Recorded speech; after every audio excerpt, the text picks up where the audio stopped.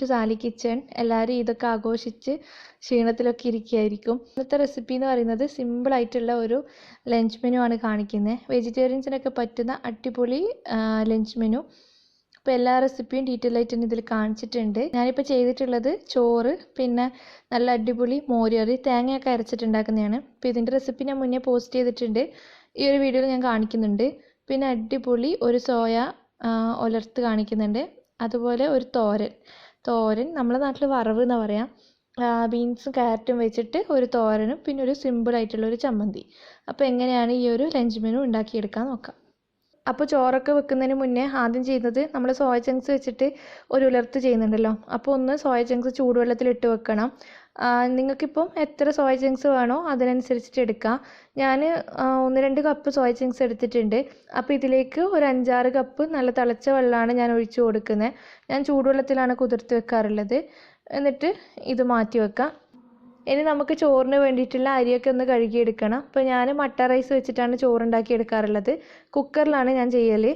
അപ്പോൾ 1 കപ്പ് മട്ട റൈസ് ഇട്ട് കൊടുക്കുകയാണ്. എന്നിട്ട് നന്നായിട്ട് കഴുകിയെടുക്കും. അതിൻ്റെ ആ ഒരു കളറൊക്കെ മാറി വെള്ളമൊക്കെ തെളിഞ്ഞ് വരുന്നവരെ നന്നായിട്ട് തന്നെ കഴുകിയെടുക്കും. എന്നിട്ട് ഇത് മുങ്ങിക്കിടക്കാനും കുറച്ച് കൂടുതൽ വെള്ളം ഒഴിച്ചിട്ട് കുക്കർ അടച്ച് വെച്ചിട്ട് ഒരു 4 വിസിലാണ് ഞാൻ വേവിക്കാറുള്ളത്. അതിനുശേഷം ഞാനൊന്ന് തിളപ്പിച്ച് വേവിക്കലും കൂടിയുണ്ട്. അപ്പോൾ ചോറ് അടുപ്പത്തേക്ക് ആയിട്ടുണ്ട്. ഒരു 4 വിസിൽ വരുന്നവരെ വെയിറ്റ് ചെയ്യാം. ഈ സമയത്ത് നമുക്ക് മോരുകറിക്ക് വേണ്ടിയിട്ടുള്ള തേങ്ങയൊക്കെ ഒന്ന് അരച്ചെടുക്കണം. അപ്പോൾ ഞാനൊരു 1/2 കപ്പ് തേങ്ങ എടുത്തിട്ടുണ്ട്. ഇതിൽ 2-3 അല്ലി വെളുത്തുള്ളി ഇട്ട് കൊടുക്കുന്നുണ്ട്. ഇതിൽ പച്ചമുളകൊന്നും ചേർക്കുന്നില്ല ഈ ഒരു മോരുകറി. പിന്നെ ഇങ്ങനെയാണ് ഞാൻ ചെയ്യാറുള്ളത്. 1 ടീസ്പൂണോളം മഞ്ഞൾപ്പൊടിയാണ് ചേർത്ത് കൊടുക്കുന്നത്. പിന്നെ ഒരു 1/4 ടീസ്പൂൺ നല്ല ജീരകം, അതായത് ക്യുമിൻ സീഡ്സ് എന്ന് പറയുന്നത്. എന്നിട്ട് ഈ ഒരു തേങ്ങ കവർ ചെയ്യാൻ മാത്രം വെള്ളം ഒഴിക്കുക, അധികം വെള്ളം ഒഴിക്കണ്ട. എന്നിട്ട് അരച്ച് വെച്ചിട്ട് നന്നായിട്ടൊന്ന് അരച്ചെടുക്കുക. അരച്ച് വെച്ചത് നമ്മൾ കറി ഉണ്ടാക്കുന്ന ചട്ടി ഉണ്ടല്ലോ അതിലേക്ക് മാറ്റാണ്. സെയിം ജാറിലേക്ക് തന്നെ ഒരു 4 ടേബിൾ സ്പൂണോളം തൈര് ചേർത്ത് കൊടുക്കുന്നുണ്ട്. എന്നിട്ട് അതും അടച്ച് വെച്ചിട്ട് നന്നായിട്ട് ഒന്ന് അടിച്ചെടുക്കാം.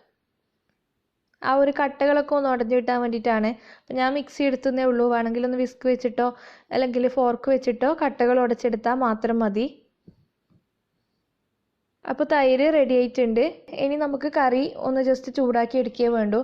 അപ്പോൾ തൈര് ഞാൻ പിന്നെ ആ തേങ്ങയായിട്ട് മിക്സ് ചെയ്തിട്ടില്ല. ഇപ്പോൾ ഈ തേങ്ങ ചേർത്തിട്ടുള്ള നമ്മുടെ മൺചട്ടി ഞാൻ അടുപ്പത്ത് വെച്ചിട്ടുണ്ട്.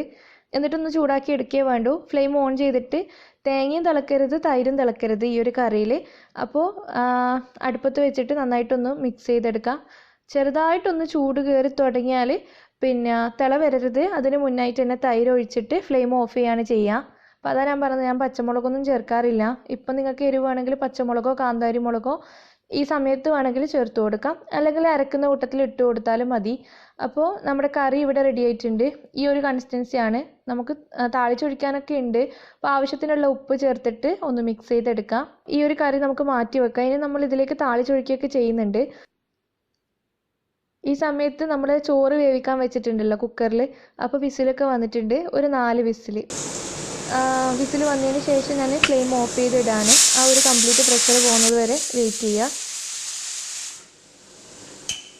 ഇന്നത്തെ മെനുവിൽ ഞാൻ ചെയ്യുന്ന തോരൻ എന്ന് പറയുന്നത് പിന്നെ ബീൻസും ക്യാരറ്റും മിക്സ് ചെയ്തിട്ടുള്ള തോരനാട്ടോ.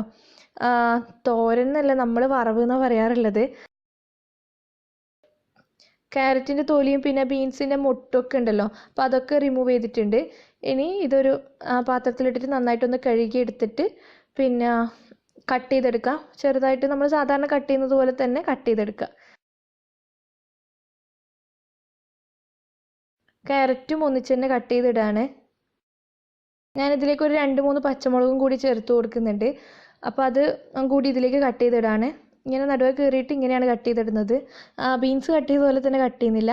പിന്നെ 1/2 ഉള്ളിയാണ് കട്ട് ചെയ്തിടുന്നത്. അതും ഇതുപോലെ ചെറുതായിട്ട് കട്ട് ചെയ്യുക.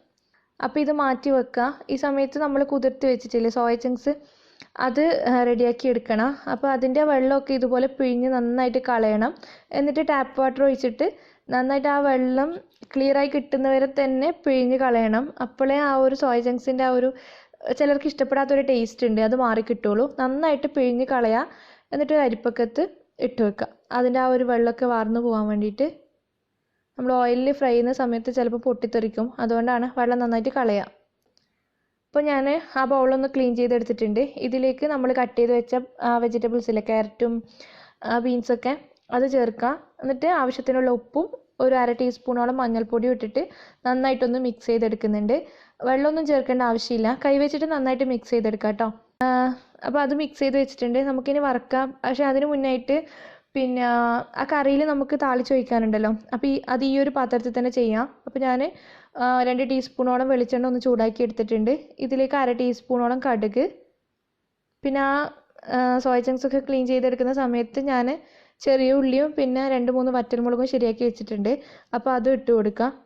ഒരു 5 ചെറിയ ഉള്ളി ഇതുപോലെ കട്ട് ചെയ്തെടുത്തതും പിന്നെ 2 വറ്റൽമുളകാണ് ചേർത്ത് കൊടുത്തിട്ടുള്ളത്. ഇത് കറിയിലേക്ക് ചേർക്കാനാണ്. അപ്പോൾ അത് ഇതുപോലെ ഒരു കളർ ചേഞ്ച് ഒക്കെ ആയി കിട്ടിയപ്പോൾ ഞാൻ ഫ്ലെയിം ഓഫ് ചെയ്യുന്നില്ല. ഇത് ഞാൻ കറിയിലേക്ക് ഒഴിച്ചിട്ട് മിക്സ് ചെയ്തെടുക്കുന്നുണ്ട്. എന്നിട്ട് ആ പാൻ ഒന്ന് തുടച്ചിട്ട് വീണ്ടും ചൂടാക്കാൻ വെച്ചിട്ടുണ്ട്. നമ്മൾ അതിലാണ് ഉപ്പേരി ഉണ്ടാക്കുന്നത്. അപ്പോൾ അതിലേക്ക് ഞാൻ 1-2 ടീസ്പൂണോളം വെളിച്ചെണ്ണ തന്നെ ഒഴിച്ചു കൊടുത്തിട്ടുണ്ട്. എന്നിട്ട് 1/2 ടീസ്പൂൺ കടുക് ഇട്ട് കൊടുക്കുന്നുണ്ട്. കടുക് ഒന്ന് പൊട്ടി വരുമ്പം ഒരു വറ്റൽമുളകും കുറച്ച് കറിവേപ്പില ഇട്ട് കൊടുക്കുന്നുണ്ട്, 3-4 കറിവേപ്പില. എന്നിട്ട് നമ്മൾ മിക്സ് ചെയ്ത് വെച്ച ആ തോരനുള്ള ഐറ്റംസ് ഇട്ട് കൊടുക്കുക. ഇനി മിക്സ് ചെയ്ത് എടുത്തിട്ട് വെള്ളമൊന്നും ഒഴിക്കേണ്ട ആവശ്യമില്ല. മീഡിയം ടു ലോയിൽ വെച്ചിട്ട് വേവിച്ചെടുക്കുകയാണ് ചെയ്യുക. അപ്പോൾ അടച്ച് വെച്ച് കൊടുക്കുക. ഉപ്പൊക്കെ നമ്മൾ ആവശ്യത്തിന് ചേർത്തിട്ടുണ്ട്. അപ്പോൾ അതൊക്കെ നിങ്ങളുടെ പാകത്തിന് ചേർത്തിട്ട് അടച്ച് വെച്ചിട്ട് ഒന്ന് വേവിച്ചെടുക്കണം. അപ്പോൾ ഈ സമയത്ത് നമ്മൾ നേരത്തെ ഫ്ലെയിം ഓഫ് ചെയ്തിട്ടുണ്ടായിരുന്നല്ലോ, ചോറ് അതിൻ്റെ കുക്കറിൻ്റെ പ്രഷറൊക്കെ പോയിട്ട് ചോറ് പകുതിയോ 1/4 ഭാഗത്തോളം റെഡി കിട്ടിയിട്ടുണ്ട്. പക്ഷെ ഞാൻ എപ്പോഴും നന്നായിട്ട് തിളപ്പിക്കാറുണ്ട് കുറച്ച് വെള്ളം ഒഴിച്ചിട്ട്, ആ ഒരു പശപ്പശപ്പ് പോകാൻ വേണ്ടിയിട്ടും. പിന്നെ ഇനിയിപ്പോൾ ഒരു വിസിലും കൂടി വെക്കുകയാണെങ്കിൽ നല്ലോണം വെന്ത് ഉടയും. അപ്പോൾ എൻ്റെ ഭാഗത്തിനുള്ള വേവ് ആവില്ല, നമ്മൾ രണ്ടുപേരും ഭാഗത്തിനുള്ള വേവ് ആവില്ല. അപ്പോൾ ഞാൻ എപ്പോഴും ഒരു വലിയ മഗ് വെള്ളം ഒഴിച്ച് കൊടുത്തിട്ട് പാകത്തിന് വേവിച്ചെടുക്കുകയാണ് ചെയ്യുക. അപ്പോൾ ആ സമയത്ത് ഞാൻ ചോറിനേക്ക് വേണ്ടിയിട്ടുള്ള ഉപ്പും ചേർത്ത് കൊടുക്കും. അപ്പോൾ അതൊന്ന് തിളപ്പിക്കാൻ വെച്ചിട്ടുണ്ട്. ഈ സമയത്ത് നമ്മൾ വേവിക്കാൻ വെച്ചിട്ടില്ലേ തോരനുള്ളത്, അപ്പോൾ അതൊന്ന് നോക്കണം. അപ്പോൾ അതൊന്ന് മിക്സ് ചെയ്യുക.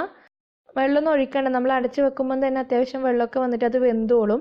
അപ്പോൾ അടച്ച് വെച്ച് കൊടുക്കുകയാണ്. ഇനി നമുക്ക് സോയ ചങ്ക്സ് ഒന്ന് മാരിനേറ്റ് ചെയ്ത് വെക്കണം. അപ്പോൾ അതൊരു ബൗളിലേക്ക് മാറ്റുന്നുണ്ട്. ഇതിലേക്ക് ഒരു 1/2 മുറി നാരങ്ങ പിഴിഞ്ഞ് ചേർത്ത് കൊടുക്കുന്നുണ്ട്. പിന്നെ കുറച്ച് കറിവേപ്പിലയും മല്ലിയിലയും കട്ട് ചെയ്താണ് ഇട്ട് കൊടുക്കുന്നത്. 1 ടീസ്പൂണോളം മഞ്ഞൾപ്പൊടി, 2 ടീസ്പൂൺ മുളക് പൊടി, ഒരു 1/4 ടീസ്പൂൺ കുരുമുളക് പൊടിച്ചത് ചേർത്ത് കൊടുക്കുന്നുണ്ട്. പിന്നെ ഈ ഒരു സോയ ചങ്ക്സ് ഫ്രൈക്ക് ഒരു സ്പെഷ്യൽ ടേസ്റ്റ് കൊടുക്കുന്നത് സാമ്പാർ പൗഡർ ആട്ടോ. അപ്പോൾ ഞാനിതിൽ 1 ടീസ്പൂൺ സാമ്പാർ പൗഡറും കൂടി ചേർത്ത് കൊടുക്കുന്നുണ്ട്. ആവശ്യത്തിനുള്ള ഉപ്പും കൂടി ചേർത്ത് കൊടുക്കുക. എന്നിട്ട് നമുക്ക് നന്നായിട്ടൊന്ന് മിക്സ് ചെയ്തെടുക്കണം. കൈ വെച്ചിട്ട് നന്നായിട്ടൊന്ന് തിരുമ്മി മിക്സ് ചെയ്യാം കേട്ടോ. ഞാനിപ്പോൾ വീഡിയോ ആയതുകൊണ്ട് ഒന്ന് സ്പൂൺ വെച്ചിട്ടാണ് മിക്സ് ചെയ്യുന്നത്. നന്നായിട്ട് തന്നെ മിക്സ് ചെയ്തിട്ട് ആ സോയ ചങ്ക്സിൻ്റെ ഉള്ളിലേക്ക് മസാലപ്പൊടികളൊക്കെ എത്തണം, എന്നാൽ മാത്രമേ ആ ഒരു ടേസ്റ്റ് കിട്ടുള്ളൂ. അപ്പോൾ റെഡി ആയിട്ടുണ്ട്. ഇനി നമുക്കിത് മാറ്റി വെക്കാം. ഇതിപ്പോൾ മാരിനേറ്റ് ചെയ്ത് വെക്കേണ്ട ആവശ്യമൊന്നുമില്ല, നമുക്ക് പെട്ടെന്ന് തന്നെ ഫ്രൈ ചെയ്തെടുക്കാം. പക്ഷെ നമ്മളെ ചോറും പിന്നെ തോരനൊന്നും റെഡി ആയിട്ടല്ലോ, അപ്പോൾ അതുവരെ ഇതൊന്ന് മാറ്റി വെക്കുന്നുണ്ട്. അപ്പോൾ നമ്മുടെ ചോറ് നന്നായിട്ട് തിളച്ചിട്ട് പാകത്തിനുള്ള വേവായിട്ടുണ്ട്. അപ്പോൾ ഞാനിത് ഫ്ലെയിം ഓഫ് ചെയ്യാണ്. നമ്മൾ വേവിക്കാൻ വെച്ച പച്ചക്കറികളുണ്ടല്ലോ, അപ്പോൾ അതൊന്ന് തുറന്ന് നോക്കാം. ഇപ്പോൾ ഏകദേശം റെഡി ആയിട്ടുണ്ട്. ഇനി ഇതിലേക്ക് അവസാനം ഒരു 3 ടീസ്പൂണോളം തേങ്ങ ചേർത്ത് കൊടുക്കുന്നുണ്ട്. പ്ലെയിൻ ആയിട്ടുള്ള തേങ്ങയാണ് ഇട്ട് കൊടുക്കുന്നത്, പ്രത്യേകിച്ച് അതിലൊന്നും ചേർത്തിട്ടില്ല.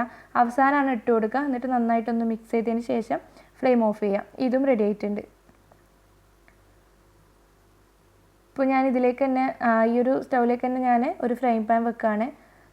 ആ ഫ്രൈങ് പാൻ ഒന്ന് ചൂടായി വരുന്ന സമയത്ത് ചോറ് ഞാനൊന്ന് വാർത്തിട്ടുണ്ട് കേട്ടോ. ഇതുപോലത്തെ ഒരു അരിപ്പ പാത്രത്തിലിട്ടിട്ട് വെള്ളം വാരാൻ വേണ്ടി വെച്ചിട്ടുണ്ട്. അപ്പോൾ ഇതൊന്ന് ചൂടായി വന്നിട്ടുണ്ട്. ഇതിൽ ചമ്മന്തിക്ക് വേണ്ടിയിട്ടുള്ള മുളകും ചെറിയ ഉള്ളി നമുക്കൊന്ന് വറുത്തെടുക്കാം.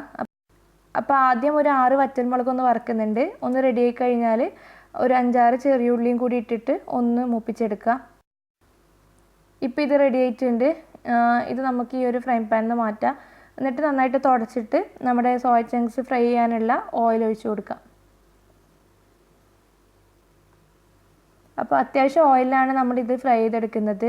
അപ്പോഴാണ് എല്ലാ ഭാഗവും മുരിഞ്ഞിട്ട് നല്ല ടേസ്റ്റായി കിട്ടുക. അപ്പോൾ ഓയിലൊന്ന് ചൂടായി കഴിഞ്ഞാൽ നമ്മൾ മാരിനേറ്റ് ചെയ്ത് വെച്ച് സോയ ചങ്ക്സ് ഇട്ട് കൊടുക്കാം. എന്നിട്ട് നന്നായിട്ട് തന്നെ ഫ്രൈ ചെയ്തെടുക്കണം. മീഡിയം ടു ലോയിൽ വെച്ചിട്ടാണ് ഞാൻ ഫ്രൈ ചെയ്തെടുക്കുന്നത്.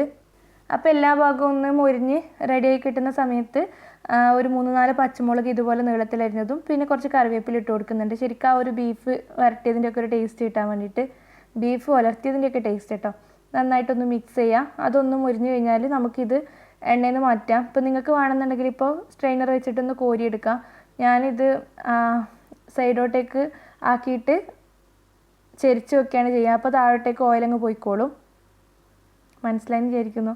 അപ്പോൾ ഇത് മാറ്റി വെക്കാം. ഇനി നമുക്ക് ലാസ്റ്റത്തെ പണിയേ ഉള്ളൂ, ചമ്മന്തി ഒന്ന് അരച്ചെടുക്കണം. അപ്പോൾ ചമ്മന്തിയിലേക്ക് നമ്മൾ വറുത്തിട്ടില്ലേ ഉള്ളിയും മുളകൊക്കെ, അപ്പോൾ അത് ഞാൻ മിക്സിയുടെ ജാറിലേക്ക് മാറ്റിയിട്ടുണ്ട്. ഇതിലേക്ക് നമുക്ക് പുളിക്ക് ആവശ്യമുള്ളത്ര പുളി ചേർത്ത് കൊടുക്കണം. സാമ്പാർ പുളി, കോൽപ്പുളി എന്നൊക്കെ പറയുന്ന പുളി. പിന്നെ ആവശ്യത്തിന് ഉപ്പും കൂടി ചേർത്തിട്ട് നമുക്ക് ജസ്റ്റ് ഒന്ന് ഒതുക്കിയെടുക്കാം.